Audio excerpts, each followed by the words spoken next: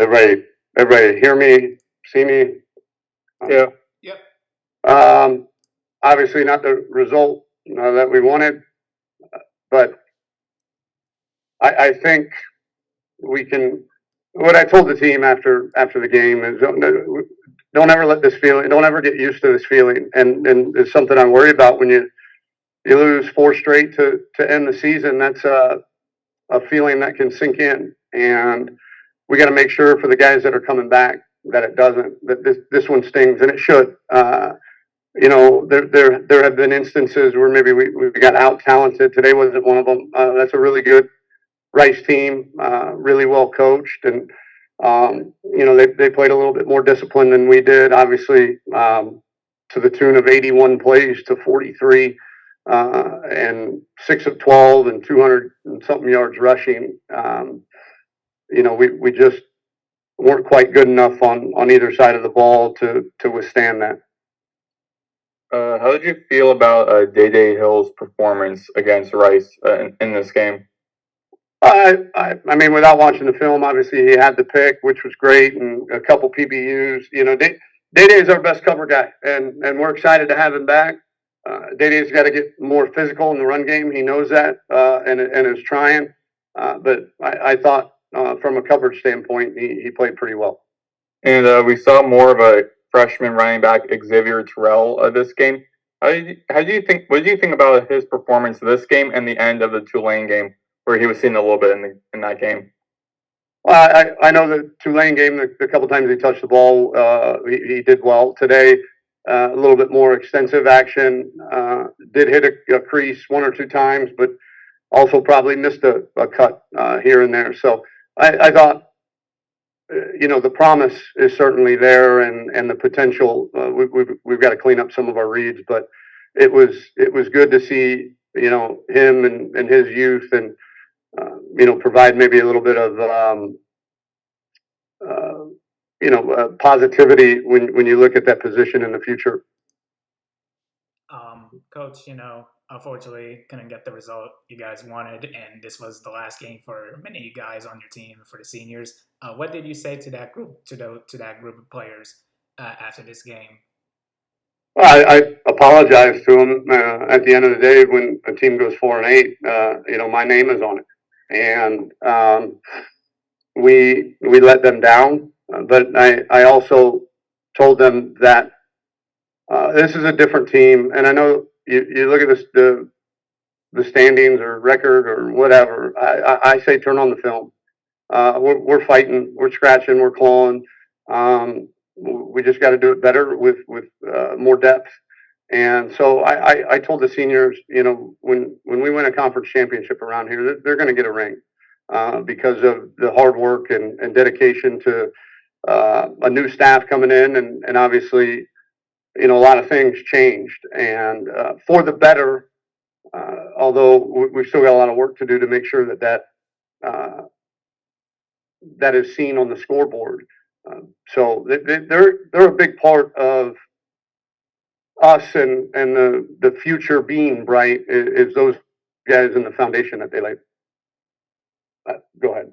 Coach, what do you take from this tough stretch to end the season and use it as building blocks for the future? Yeah, well, I think that is the biggest thing. I think there's no such thing as failure unless you don't learn from it. And we've got a whole new season ahead of us, and one that's going to include a lot of new faces too. But the ones that stick around, they understand now, and have had a taste of a couple big wins, and obviously a taste of this stretch here to end the season. And I think they realize that a lot of it comes down to attention to detail.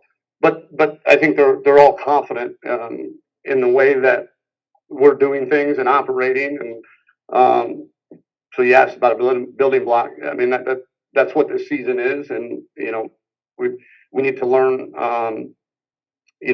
From the errors of our ways. I've used the example 100 times probably since I've been here. Every team kind of gets it at different stages, and when we took over at the University of Houston, they got it right away. But that was a team full of winners, and they had one the season before, and the other place where we took over, we squeaked by with 6 wins in the first year, but wound up winning 10 and winning a New Year's Six the next year. So that team I know used that year one as a building block to make sure we didn't repeat the same mistakes, and they really took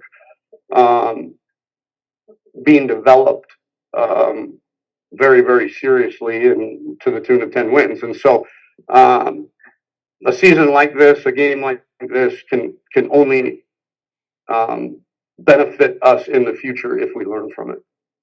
Coach, you say we kind of summed up the season in a lot of ways, a lot of fights, but just not enough big plays at critical times.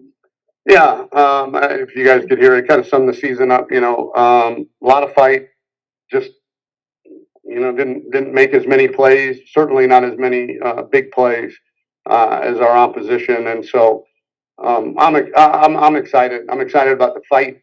I'm excited about the guys that are coming back, and the ones that we want to come back. I think are talented enough. I know are talented enough that with another year of development, that fight is going to matter, especially when we get some new pieces around that core nucleus of guys. I know being around you as much as I am, that you have high expectations, you have high standards, but sometimes it is brick by brick, isn't it? Yeah. And you have to remind yourself of that, or you drive yourself crazy. As I've had many sleepless nights this season, but there's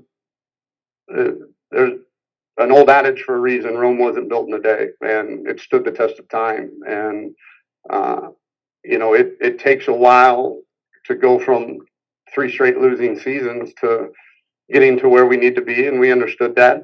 We don't run away from that kind of challenge, but we want it to happen as fast as we can. And do I think we were probably a couple wins better this year had it happened faster? Yeah.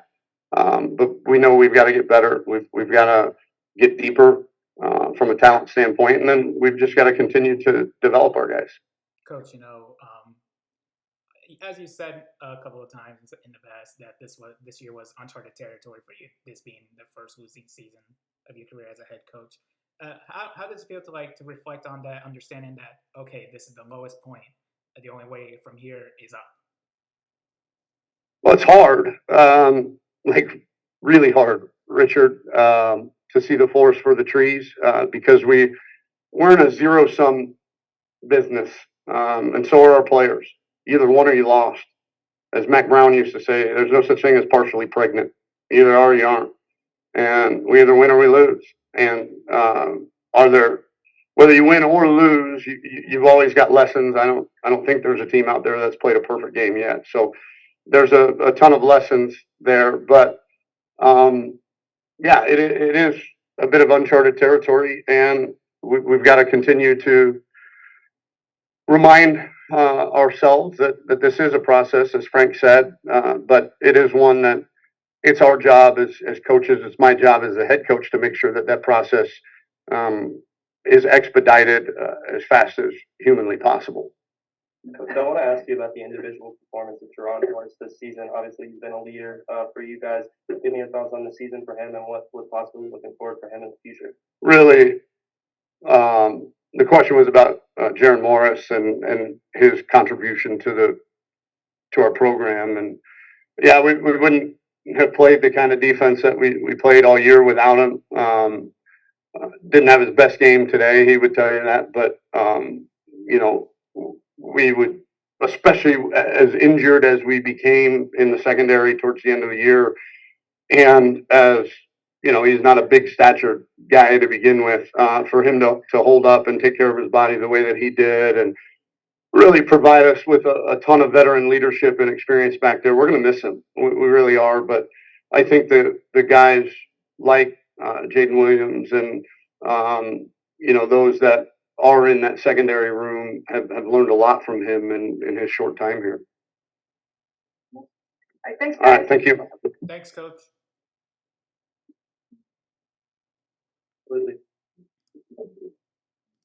Absolutely.